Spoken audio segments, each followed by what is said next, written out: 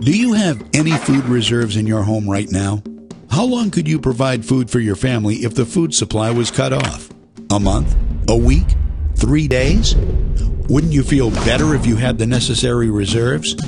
Have you ever noticed that the more advanced we get, the less prepared we are? Many things that defined life only 100 years ago are so convenient today that we don't really think about what would happen if that convenience were gone.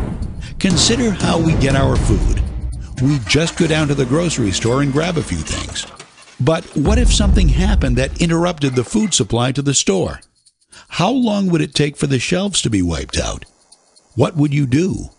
How long could you and your family survive? You know, for all the other important things in our lives, we have a variety of professionals, from mechanics to doctors, to help cover our bases. Why don't we also have a food professional? Food is our greatest dependency. Yet most of us find ourselves unprepared for the uncertainties that lie ahead.